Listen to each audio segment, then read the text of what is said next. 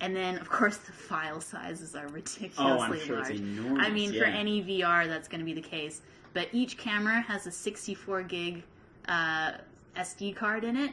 That's 2 hours worth of footage. That's it. So that's why I'm wondering if this is even going to make it onto YouTube, because the file sizes are horrendously large. Even playing with the footage that was just less than 5 minutes, trying to get it up onto YouTube took me 2 hours to stitch it together, export it out. You have to use a second program. I didn't even edit anything. So just the stitching, second program to put in the metadata so YouTube recognizes it as a 360 video, and then the uploading part. It just takes forever. So you have to edit it in like the Kodak software that comes with it, or does you can YouTube put it in like Final Cut or something. It is possible. You have to make sure that all the settings are correct, which there are YouTube videos that explain how to do it properly.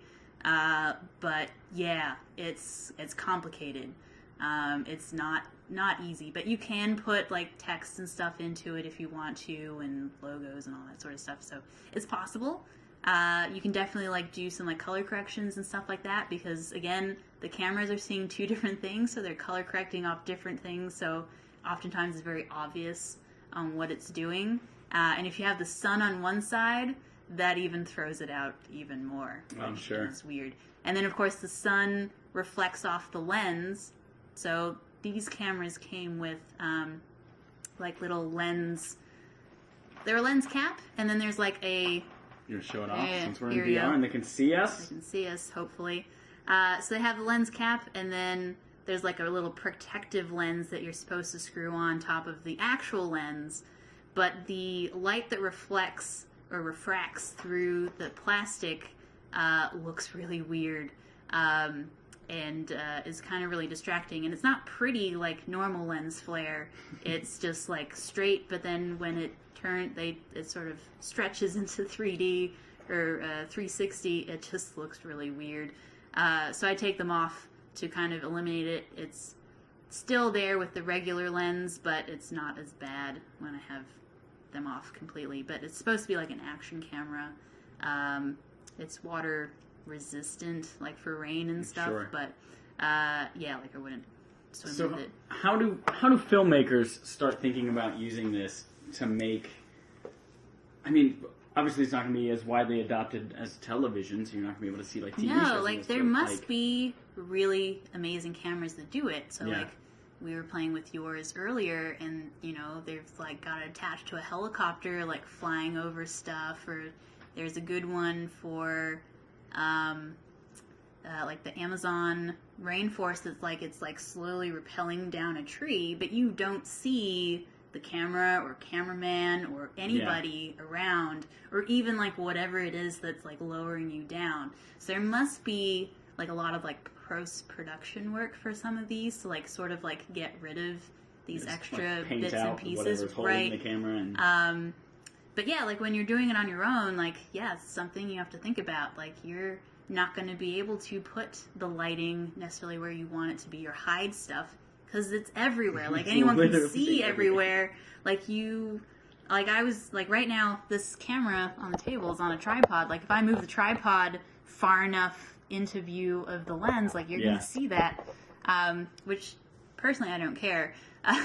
But yeah, if you're doing like a movie or something, that's you can't have your crew just standing around. You got to hide everything even more than normal.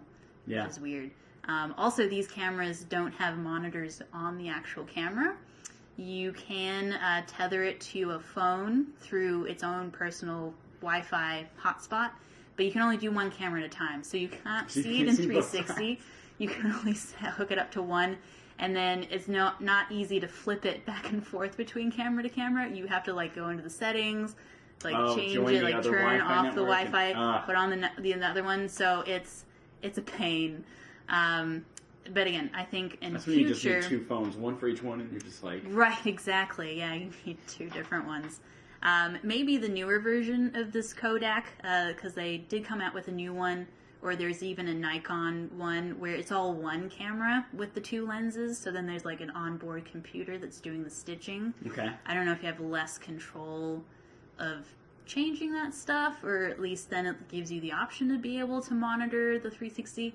I don't know. I've seen test YouTube videos, and it seems to have the same issues with stitching that this one does.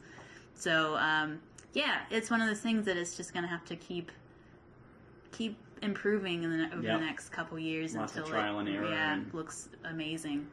But also, like, computer technology has to also improve. Yeah, has to catch up big time. Bandwidth for sure as well to be able to keep up. So yeah, it's an interesting thought in terms of video to film stuff that way and kind of think in a different way, because it's not just hiding all of the usual background stuff that you have behind the camera. It's also how do you direct the story that you're trying to play, because you're not thinking about composition in a rectangle anymore. No, exactly. Like you have 360 degrees of space to use. In one way, I was like, well, that could be really interesting because it would create scenes that you could have like rewatching capability. You know, you don't catch it all the first time. I thought like, oh, it'd be really awesome to like choreograph some sort of like dance, like ballet around a 360 camera. Again, the stitching would be a bit of an issue, but if you had people like coming in and out and like some sort of weird thing, like you'd have to watch it a couple of times to be able to get everything that happened in the scene, or like having like even in one room like a family arguing, and then like people are like going back and forwards in front of the camera, so like there's the main argument that's kind of close to the camera, but then like stuff will start to happen in the background that you might not realize is happening, and then that, like, you know, their stuff that happened there would transfer into stuff that would come up closer to it, but you're like, wait, how did that just happen? Oh, I missed it because it was way back there, or it was behind me or whatever. But even just like recording audio is another nightmare, because you want something that also is stereo for where you're looking. Yeah, because that's what I mean. Some of the experiences that we just did a little bit ago, the 3D audio really helps to make that where I turn my head and it still sounds like you're talking over here, but then I turn this way and now suddenly it's centered again. Right, exactly. And I imagine, well, maybe, it'd be interesting to see if like Final Cut already has that kind of built into it, or whatever editing software you use, because you're gonna have to fully, I'd imagine, quite a bit of it. Yeah. Because like there are microphones on this camera. There is one per camera. Like it doesn't do much. Yeah. It's not very good, but then you'd have to like figure out, okay, if you're gonna mic this up, I'm gonna have to figure out something that's multiple directions, and then how do I, have the channels for each of them, and the thing that records it. So it's a bit of a logistical nightmare to figure out how it's all supposed to work, and to set it up, and then direct and choreograph how do you choreograph the scene around it, because you're not going to have cuts going from here to there. And no, exactly. So it's another everything's thing. going to be pretty much one shot, right? It's kind of like going back to like the first instance of having moving image. It was a one static shot about life. Yeah. Because they hadn't thought about cuts and stuff like that until, a couple years later. We're kind of starting over with, all right, how do we deal with this? Like, how do we get to, compose things? How do you direct your attention? How do you go from one thing to the other? It's a whole new world. That's fascinating. It's awesome. I'm interested in continuing, and that's why I got a cheap VR camera to kind of play with that and have fun with it, and then maybe in a couple years when it's really good, then I'll upgrade and get a really awesome one and go from there.